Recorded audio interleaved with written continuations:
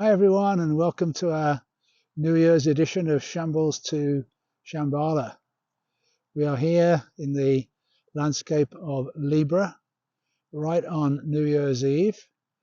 And this week we come into the third quarter moon in Libra, which is all about finding our harmony and balance in the new year to come. We've just gone through a challenging year, all the way through 2023. Culminating in this last 3 weeks of Mercury in retrograde motion. And I wanted us to talk a bit about that to help you understand what's just happened and how you have managed your way through this time. So on the new moon back in December 12th to 14th, round about there, new moon in Sagittarius, the sun was in the 26th gene key, which is the trickster energy, and Mercury was ahead of the sun in the 58 line 5, which is all about our natural leadership and our spoken voice. So Mercury turned retrograde in that 58th gene key and started moving back towards the sun. And what that meant was this was an opportunity for us to review and reflect upon the 58th shadow, which is whatever brings us dissatisfaction in our lives. So this last 3-week period has been this opportunity to reflect upon that. And then right on the winter solstice, the sun and Mercury came together in a conjunction. The sun moving forward, Mercury moving backwards. And that took place in the 10th gene key, which is in the shadow about self-obsession and narcissism. And typically, from our perspective, it's whenever we have been subjected to narcissism in our lives and how that has shrunk us down in our self-esteem because of the demeaning that goes on through that narcissistic behavior. So this again was an illumination of all that negative energy that we were now wanting to completely clear out and let go. Then on Christmas, Sun moved into the 58th gene key, and the gift and siddhi are vitality and bliss. So now then we were beginning to look into how we are going to approach this new year through the gift and siddhi of the 58th gene key. And then literally on New Year's, Mercury will station direct. And amazingly, it will be back in the 26th gene key where the sun was on that new moon in Sagittarius. So this is another new moon type opportunity on New Year's to say, right, now I'm going to move forward. What brings me joy in my life? What brings me joy in the world? And on Saturday, just yesterday, Jupiter stationed direct and started moving forward.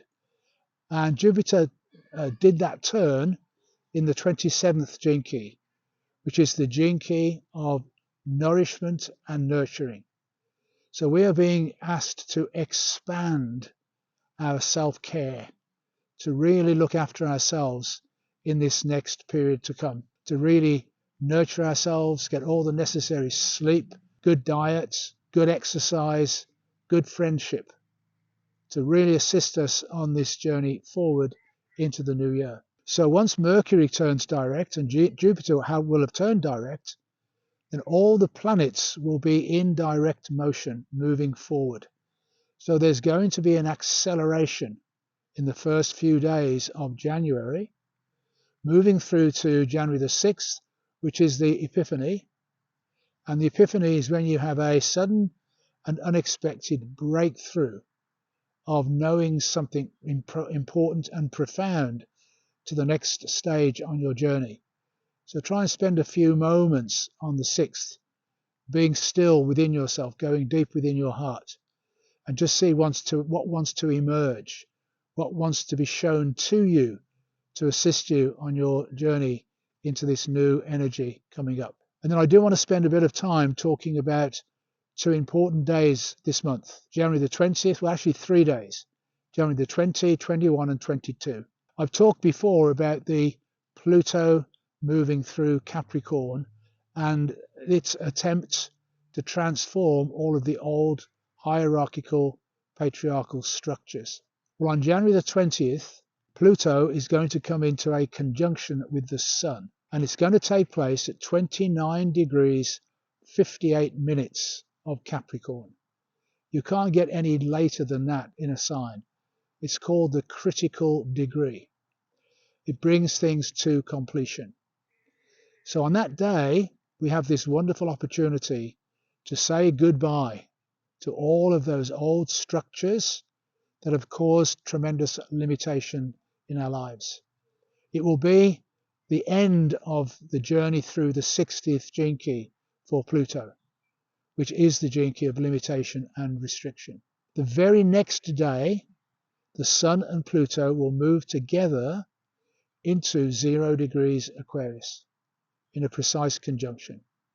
So this is an impulse into the age of Aquarius, with the Sun and Pluto coming together into Aquarius. So this is now about the return of the power to the people, innovation, positive technologies to serve a sustainable future. So we really want to start moving forward in this month, particularly around that 2021, to really begin the new energies moving forward. Then very early on the next morning, the 22nd, the Sun moves into the 41st gene key, which is the only start codon of all the gene keys. It starts something off brand new. So you can see this 3-day is a wonderful window of opportunity for us to really begin to move forward in whatever we're going to be involved in the future. Now, just a little word of caution. In September, amazingly, Pluto is going to go retrograde again and go back into that 29 degrees of Capricorn for just 2 months. And it's basically going back in to see, did I get everything? Have I mopped everything up? Have I transformed all that needs to be cleared? And then on November the 19th, 2024, Pluto will finally leave Capricorn for good in our lifetimes. It won't be back for another 250 years. And then Pluto will remain in Aquarius for 20 years. So this 20-year period coming up is our opportunity to return to the truth of who we really are, step into our own power in mutual support of ourselves, our friends, and our gatherings in our communities, and for Mother Earth herself. And my final note is to remember to stay connected to Mother Earth during this time. She is going through this transformation with us.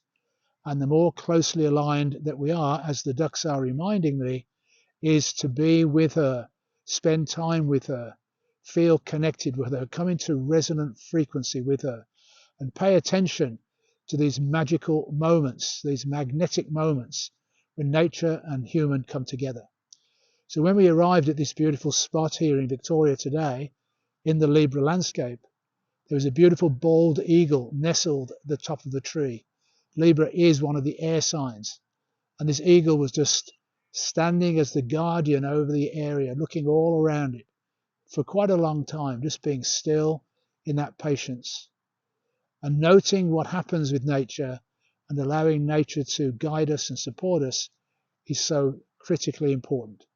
So although it's winter in the northern hemisphere right now, try and get out into nature whenever you can, or if not, do some contemplations with nature in your own meditations in the warmth of your indoors. I am really positive about this 2024. I'm seeing it as a turnaround year. I know a lot of us are feeling exhausted. When is all of this going to come to an end? Well, I believe we're going to see the end begin this year.